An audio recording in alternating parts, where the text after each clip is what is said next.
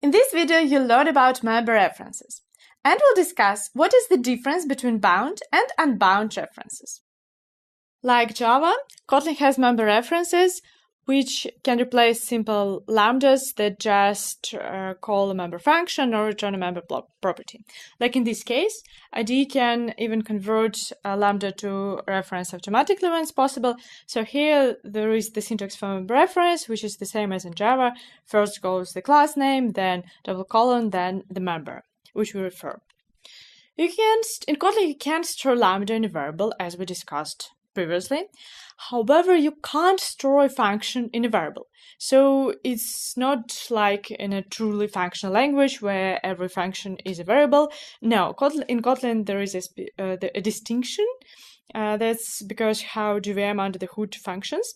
And if you just try to assign function to a variable, you'll get compiler error. But to fix this, use function reference syntax. So function references allow you to store a reference to any defined function inside a variable to be able to call it, to store it and call it later. Keep in mind that this syntax is just an analogous to call it in a lambda directly. So, for instance, here the full syntax would be a lambda that just calls this in is-even function. And member references are really useful when, for instance, you need to store a reference to a function, and you either store it or pass it as an argument somewhere, but you still, if it takes several arguments, you still have to repeat all these arguments as lambda arguments and then pass it. And it's the verbose syntax, while member reference allow you to hide it all because the compiler infers the type for you. You can pass this function reference as an argument whenever your lambda tends to grow too large and to become too big. It makes sense to extract this lambda code in a function and to use it by passing a reference to this function instead. Now I want to highlight the difference between bound and non-bound references.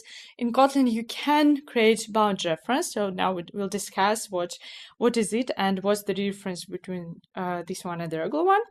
So here, in this example, we use non-bound reference, and we refer a member of a person class. So we refer its member function. If we look which type this member reference has, we see that the first argument of this function type is person.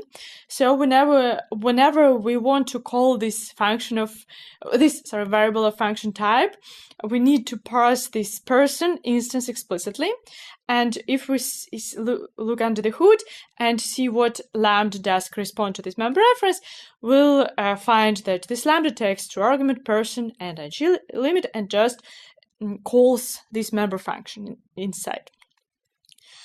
You can also create a bound reference.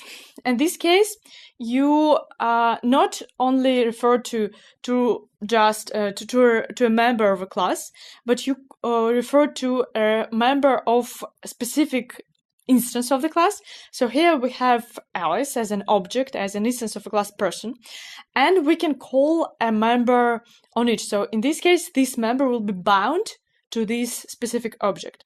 If we look at this type, we see that now there is no person object because person is bound. Now we have only argument list and the return type. If we see which lambda corresponds to this member reference under the hood, there is the lambda that calls the member is older on this bound object.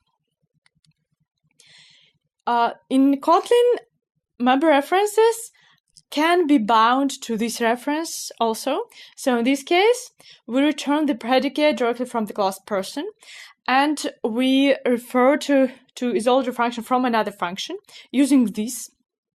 And this is the object which this member reference is bound to. And as usual for this, we can omit it.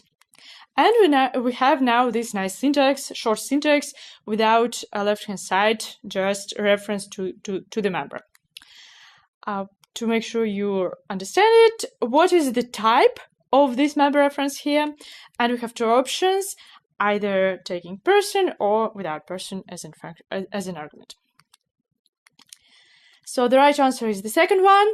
Here we have the bound reference, and the person type is stored inside this reference. So now it is specific object of this class. When we call getAgePredicate, we call it on a specific object, which becomes this bound object for this reference. Another question for you is, what do you think? Is this even in this example a bound reference or not? And there are just yes or no answers.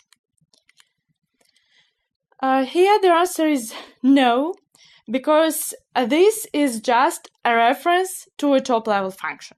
There is no object stored, there is no bound object which is this function bound to. Is just a reference to a top-level function. So whenever you see this function with emitting the right-hand side, with emitting the left-hand side, it's either a reference to a top-level function or a bound reference. But you can also, in IntelliJ, you can always navigate and see what the function is referred to. It is very convenient.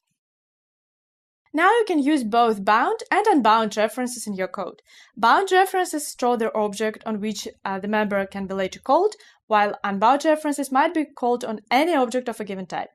Next, we are going to demystify one of the common puzzlers which may occur if you use return expression inside a lambda.